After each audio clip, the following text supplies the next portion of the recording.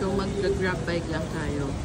Doon sa exit, dito sa may manager nila. Yun, diretso dyan, papunta sa parking ng mga bike. Pupunta tayo Central Park here. Kung saan tayo sasakay ng bus, papunta Ubong, and then Ubong to Ubod. Laters! Diretso lang doon. Parking pa to eh. Pero doon pa yung sa motorbike. So yan, diretso lang. Tawid dun sa kabilang side. Takbang tayo.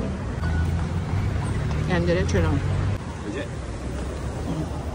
So dito na tayo. Diretso lang doon. Yan, diretso lang hanggang doon. Sinisakay ng grab bike. Doon na yung pick-up. Dito na rin yung parking ng mga motorsiklo.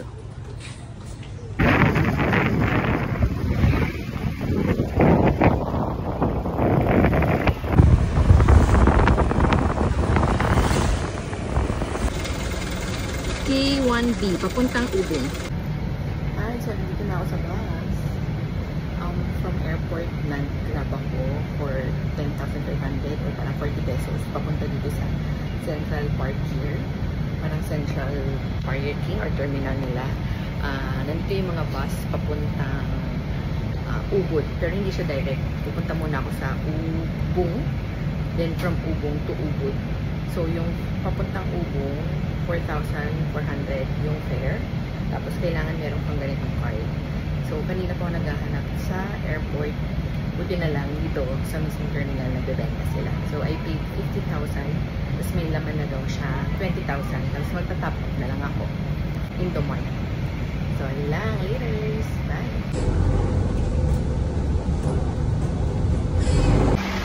Hi, nandito na tayo sa Ubong Terminal. So, from Central Park here, nasa 45 minutes yung travel time. Tapos nagbayad tayo ng 4,400 rupiah. Ngayon, nagantay tayo ng bus from Ubong to Ubod naman. Another for 1 hour, 15 minutes to 1 hour, 30 minutes daw ang travel time. So, update ko kayo later. Bye! So, yan yung papuntang Ubod, K4B.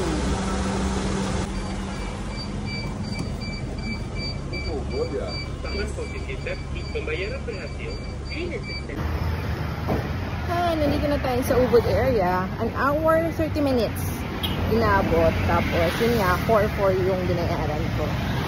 Ngayon, maglalakad ulit tayo na 20 minutes. Here's na lang. Bye! I'm back!